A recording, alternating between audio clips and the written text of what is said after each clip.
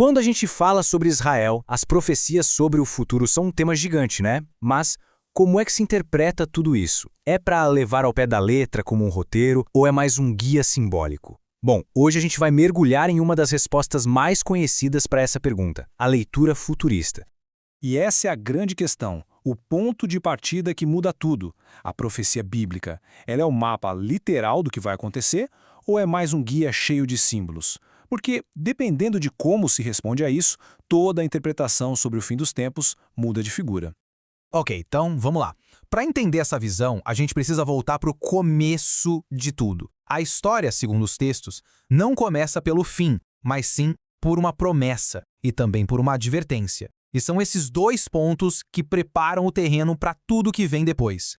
O ponto central aqui é a chamada Aliança Abraâmica. São basicamente 3 promessas que, nessa visão, são incondicionais. Primeiro, descendentes que formariam uma grande nação.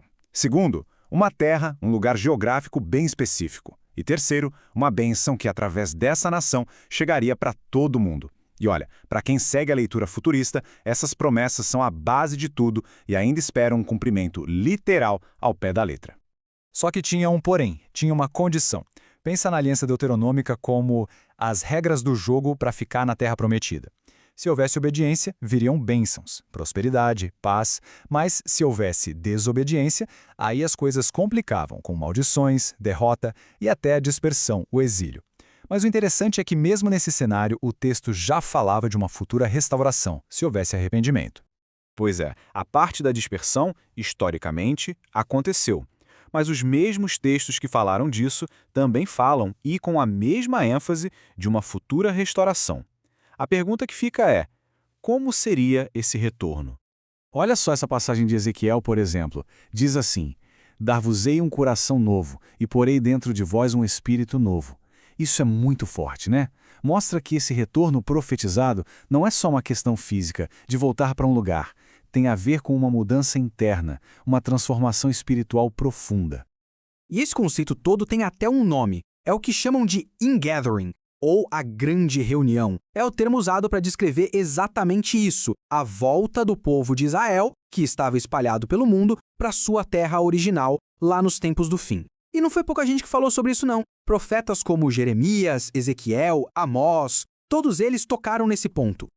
É a partir daqui que a coisa toda acelera. A narrativa profética entra numa espécie de clímax, sabe? Uma sequência de eventos que, para quem lê de uma forma futurista, marca o fim da era que a gente conhece. E a sequência de eventos é bem intensa. Primeiro, um conflito global, com as nações se reunindo contra Jerusalém. Isso dá início ao que é chamado de Grande Tribulação, um período de muito sofrimento. Mas aí vem o ponto de virada. Um arrependimento em nível nacional de Israel, reconhecendo o Messias. E a partir desse momento, a narrativa descreve o retorno visível de Cristo, uma batalha final e, por fim, o julgamento das nações.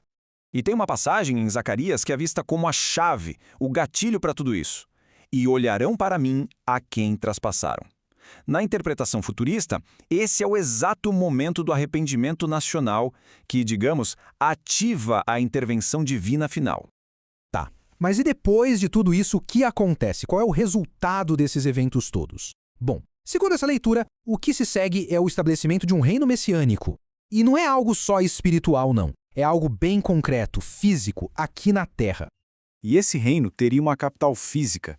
Nessa interpretação, Jerusalém se torna o centro de um governo mundial. Existem textos como os de Isaías e Miqueias que são lidos como descrições de leis e decisões saindo de lá para o resto do mundo. Inclusive, o livro do Apocalipse dá até a duração desse reinado, 1000 anos. É daí que vem o termo milênio. E isso é um ponto fundamental da visão chamada pré-milenista, que acredita que a volta de Cristo acontece antes desse período de 1000 anos começar. Beleza, até agora a gente viu o que essa visão diz que vai acontecer. Agora vamos entender o porquê. Que tipo de método de interpretação leva a essa linha do tempo tão específica e literal? A chave para entender isso está numa palavra, hermenêutica, que nada mais é do que a teoria de como se interpreta um texto. O método futurista usa o que se chama de interpretação literal histórico-gramatical. Traduzindo, as palavras são entendidas no seu sentido mais comum, do dia a dia, a não ser que o contexto grite que é um símbolo. Por isso que lugares como Jerusalém e números como 1000 anos são levados ao pé da letra. Isso se baseia em 3 pilares, 3 princípios centrais.